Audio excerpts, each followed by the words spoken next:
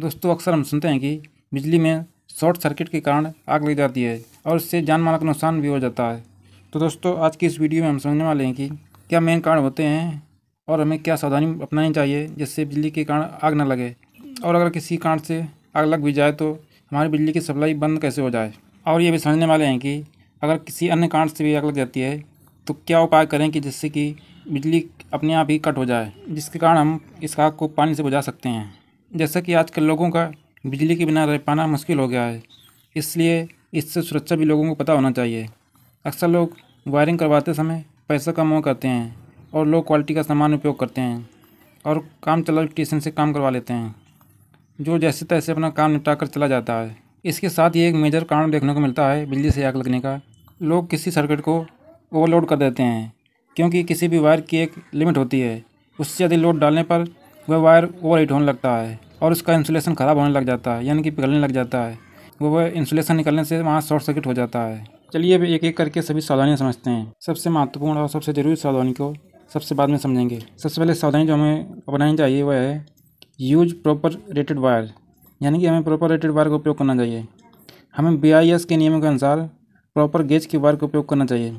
BIS का मतलब होता है ब्यूरो ऑफ इंडियन स्टैंडर्ड। यह BIS भारत की एक संस्था है जो बिजली से संबंधित नियमों को बनाती है। दूसरी सावधानी है क्वालिटी और सेफ इंस्टॉलेशन।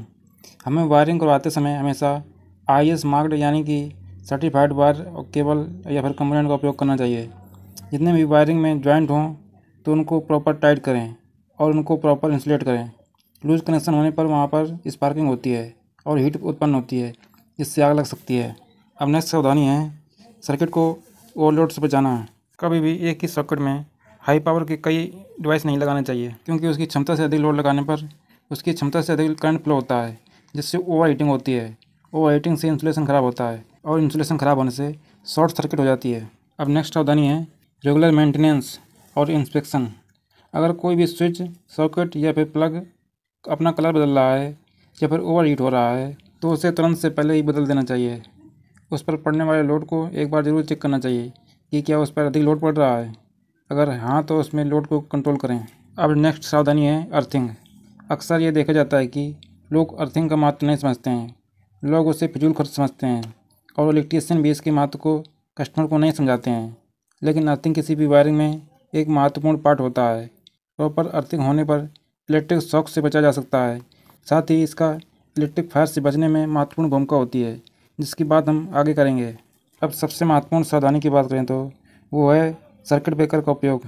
सबसे पहले तो हमको वायरिंग में MCB लगाना चाहिए। MCB का काम शॉर्ट सर्किट और ओवर करंट से प्रोटेक्शन देना होता है। इसको लगाने से पहले प्रॉपर लोड की जानकारी लेकर प्रॉपर रेटिंग की MCB लगाना चाहिए, तभी ये 100% हमको सुरक्षा देती है। अब दोस्तों, अगला है RCCB या फिर ALCB। MCB के बाद हमको RCCB या फिर ALCB लगाना चाहिए। इनको भी प्रॉपर रेटिंग का होना चाहिए। ALCB तो अब पुराना हो गया है, अब इसकी जगह RCCB ही उपयोग करते हैं। RCCB का काम होता है लीकेज करंट को चेंज करना। जब करंट लीकेज होता है तब यह सर्किट को ट्रिप कर देती है। ये दो प्रकार से काम कर सकती है, एक अर्थिंग के साथ में, एक अर्थिंग के बिना। अब आपके दिमाग में क्वेश्चन जरूर आ रहा होगा कि ALCB में अर्थिंग की जरूरत होती है लेकिन RCCB में नहीं, तो इसकी बात आगे करेंगे। अर्थिंग के बिना इस RCCB का काम केवल किसी भी व्यक्ति को इलेक्ट्रिक शॉक से प्रोटेक्शन देना होता है, जबकि अगर वायरिंग में अर्थिंग की गई है तो यह एक और एक्स्ट्रा काम करती है। यह एक्स्ट्रा काम होता है फायर से प्रोटेक्शन देना, यानी कि ये आग से बचाती है। यह इलेक्ट्रिक फायर के साथ साथ नॉर्मल फायर में भी काम करती है। अब आप सोच रहे होंगे कि तो कैसे, तो इसकी बात आगे करेंगे। सबसे पहले बात करते हैं कि इलेक्ट्रिक फायर से प्रोटेक्शन की। कई बार क्या होता है कि MCB ख़राब हो जाती है, या फिर ये होता है कि इसकी रेटिंग जो ज़रूरी होती है उस रेटिंग की MCB नहीं लगी होती है, या फिर यह सही होने पर भी ट्रिप नहीं होती है। तो उस समय अगर वायरिंग में शॉर्ट सर्किट हो जाता है या फिर वायरिंग में ओवरलोड हो जाता है, जिसके कारण वायरिंग के तार तेज़ी से गर्म होते हैं और उनका इंसुलेशन गर्म होकर पिघलने लग जाता है।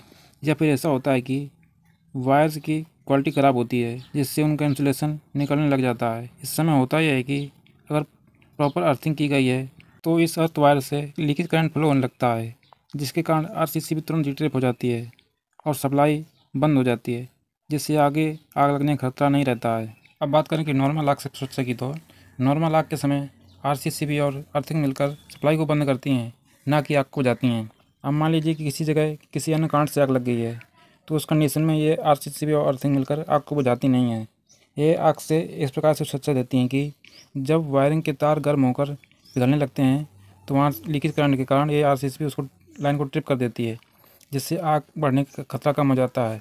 जिससे शॉर्ट सर्किट हो सकती थी, वहाँ पर लाइन बंद हो जाएगी, जिससे आग बढ़ेगी नहीं। और इस कंडीशन में आप इस आग को पानी के माध्यम से बुझा सकते हैं।